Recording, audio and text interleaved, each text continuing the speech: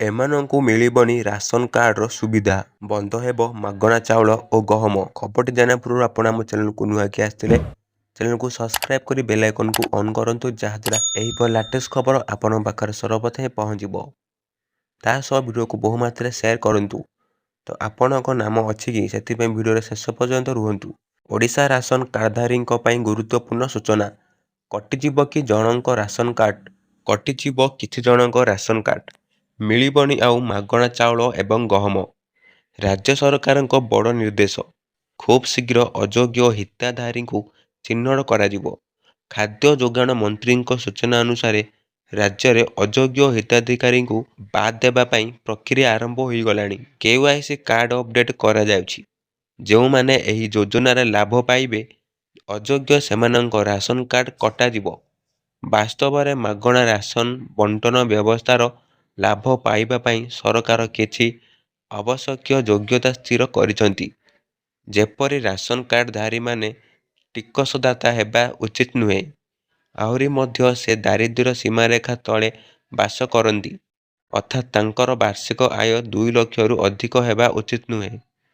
ଏହା ବ୍ୟତୀତ ତାଙ୍କ ଘରେ 4 ଚକିଆ ଯାନ ରହିବା ଉଚିତ ନୁହେଁ। ଯଦି ଆପଣ ଏପର୍ଯ୍ୟନ୍ତ ଆପଣଙ୍କ ରାସନ କାର୍ଡ ତିଆରି କରିନାହାନ୍ତି, ତେବେ ସର୍ବପ୍ରଥମେ ଆପଣଙ୍କ ଆବେଦନ ପ୍ରକ୍ରିୟା ସମ୍ପୂର୍ଣ୍ଣ କରିବାକୁ ପଡ଼ିବ। ଅଧିକାରୀମାନେ ଆପଣଙ୍କର ସୂଚନା ଯାଞ୍ଚ କରିବା ପରେ ଆପଣଙ୍କ ନାମ ଏକ ତାଲିକାରେ ପ୍ରକାଶ ପାଇବ ଓ ଆପଣଙ୍କୁ ରାସନ କାର୍ଡ ଯୋଗାଇ ଦିଆଯିବ। ରାସନ କାର୍ଡ ଆବେଦନ କରିଥିବା ହିତାଧିକାରୀଙ୍କ ପାଇଁ ବଡ଼ ଖବର। ମାସକ ମଧ୍ୟରେ ହିତାଧିକାରୀଙ୍କୁ ମିଳିପାରେ ରାସନ କାର୍ଡ। ପ୍ରାୟ 8 ଲକ୍ଷ ନୂଆ ହିତାଧିକାରୀ ନୂଆ ରାସନ କାର୍ଡ ପାଇପାରନ୍ତି। ଏନେଇ ରାଜ୍ୟ ସରକାର ପ୍ରକ୍ରିୟା ଆରମ୍ଭ କରିଥିବା କହିଛନ୍ତି ଖାଦ୍ୟ ଯୋଗାଣ ମନ୍ତ୍ରୀ କୃଷ୍ଣଚନ୍ଦ୍ର ପାତ୍ର। ସେ କହିଛନ୍ତି, ଏବେ ସୁଦ୍ଧା ରାଜ୍ୟରେ ମୋଟ 6,19,836 ପରିବାର ରାସନ କାର୍ଡ ପାଇଁ ଆବେଦନ କରି ଅପେକ୍ଷାରେ ଅଛନ୍ତି। ଅଯୋଗ୍ୟ ହିତାଧିକାରୀଙ୍କୁ ବାଦ ଦେବା ପାଇଁ ବିଭାଗୀୟ ଅଧିକାରୀଙ୍କୁ ନିର୍ଦ୍ଦେଶ ଦିଆଯାଇଛି। ନୂଆ ହିତାଧିକାରୀ ଚୟନ ନିମନ୍ତେ ସରକାର 12ଟି ସ୍ୱତଃ ଯୋଗ୍ୟ ହେବା ଓ ମାନଦଣ୍ଡ 10ଟି ବାଦ ଦେବା ମାନଦଣ୍ଡ ନିର୍ଦ୍ଧାରଣ କରିଛନ୍ତି।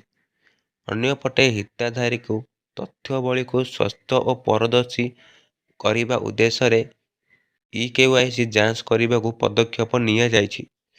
ଏହି ଯାଞ୍ଚ ପରେ ନୂଆ ରାସନ କାର୍ଡ ଯୋଗାଇ ଦେବା ପ୍ରକ୍ରିୟା ଆରମ୍ଭ ହେବ ବୋଲି ମନ୍ତ୍ରୀ କହିଛନ୍ତି।